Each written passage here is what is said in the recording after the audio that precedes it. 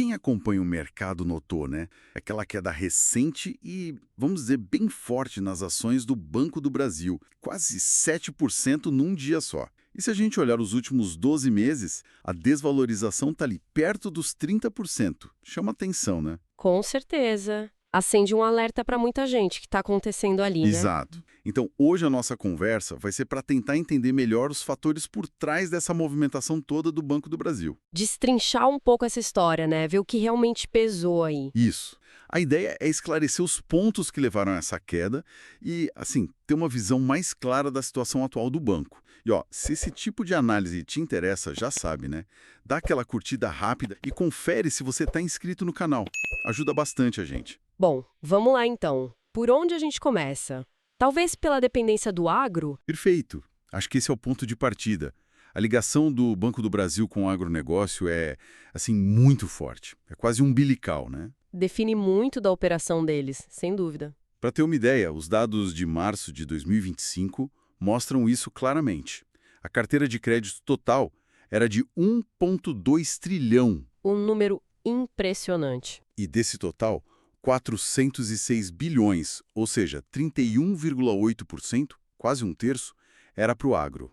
Mesmo tendo outras fontes de receita, como BB Seguridade, Cielo, enfim, o motor principal do resultado ainda vem do crédito e uma fatia enorme disso é agro. E aí que o cenário complica um pouco, né?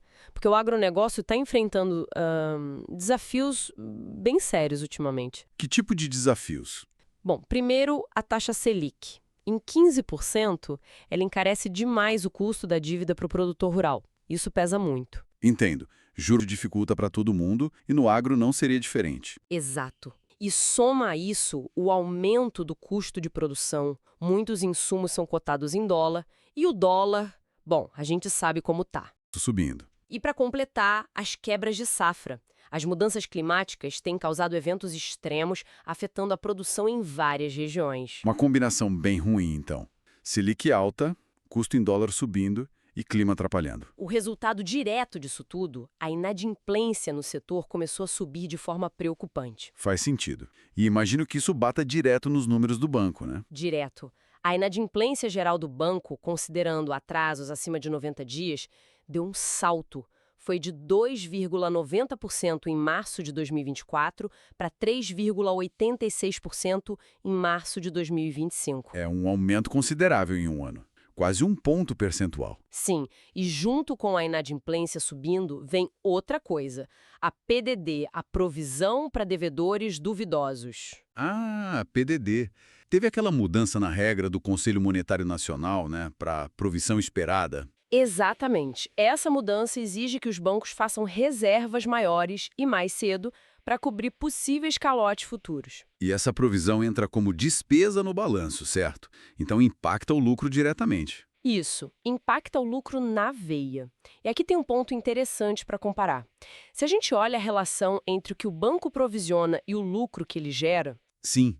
no Banco do Brasil essa relação está em 150%.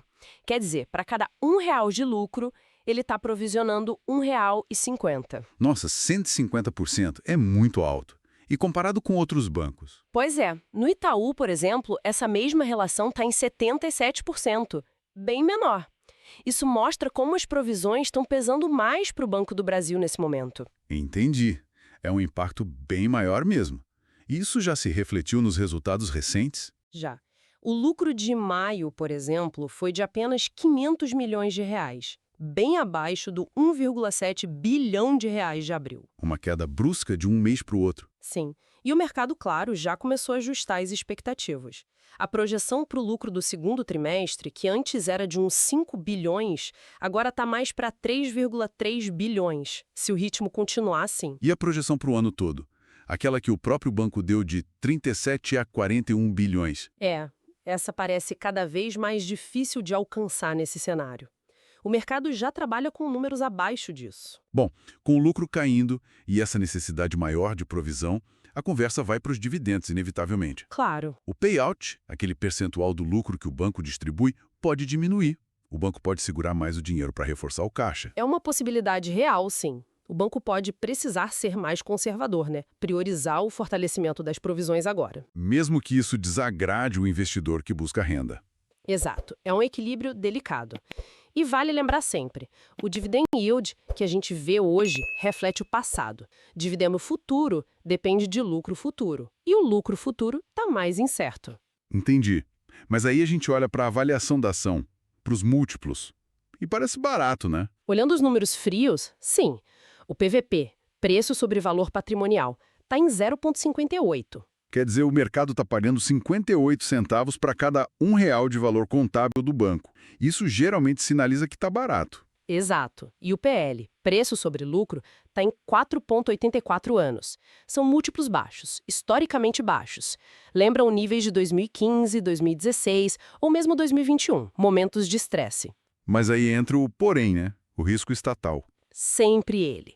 Sendo um banco controlado pelo governo e sendo o pilar do Plano Safra, com muito crédito subsidiado. Sempre existe aquele receio de interferência política, né? De usarem o banco para política pública, mesmo que isso aperte as margens. Exatamente. O risco de o governo orientar o banco a reduzir o spread bancário, a margem de lucro no crédito, para cumprir um papel social. Isso pode comprimir ainda mais os resultados. Então é aquela tensão, múltiplos baixos que parecem oportunidade, mas um risco político e setorial do agro bem real que ajuda a explicar por que está tão baixo. Perfeito. O mercado tenta precificar esse risco todo. Por outro lado, a gente não pode esquecer a força do banco. O ROI, retorno sobre patrimônio líquido, ainda está em 11,97%. É um ROI decente, sim. E se a gente pensar no lucro que não é distribuído? Digamos que o payout caia para 30%. Então 70% do lucro é reinvestido no próprio banco. Certo. Com um ROI de quase 12%, esse lucro reinvestido gera um crescimento interno. Fazendo uma conta rápida, daria algo como 8,3% ao ano de crescimento do valor patrimonial. É um crescimento que acontece por dentro, né? Mesmo que não vire dividendos ou valorização imediata na ação. Aumenta o valor intrínseco do banco ao longo do tempo. Exato. E, poxa, estamos falando de um banco com mais de 200 anos de história. Já viu muita crise, muita mudança. Tem uma resiliência grande. A resiliência histórica é um ponto forte, sem dúvida. Já superou muitos desafios. A questão é se os desafios atuais, especialmente a combinação de fatores climáticos, regulatórios e de juros, têm uma intensidade diferente. É uma boa pergunta. A história ajuda, mas não é garantia para o futuro, né? O impacto forte do agronegócio na inadimplência, o aumento das provisões comendo lucro, a dúvida sobre os dividendos e o risco estatal sempre presente. E do outro lado? Do outro lado, múltiplos de avaliação que estão em níveis historicamente muito baixos e toda essa bagagem, essa resiliência de mais de 2 séculos. O cenário não é simples. Tem desafios claros, bem significativos, mas para quem acredita que o agro vai se recuperar e que o banco consegue atravessar essa fase, Os múltiplos atuais podem sim parecer uma oportunidade, mas, como sempre, a palavra-chave é prudência. diversificação sempre, né? Fundamental. E ter uma exposição que faça sentido para o seu perfil, para o seu portfólio.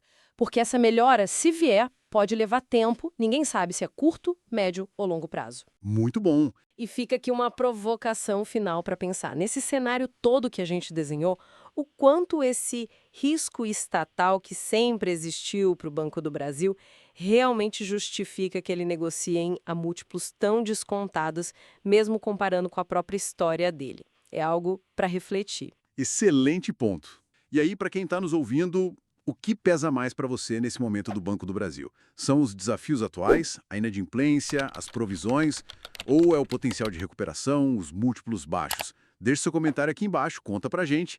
E claro, se você gostou dessa nossa conversa, dessa análise, não esquece.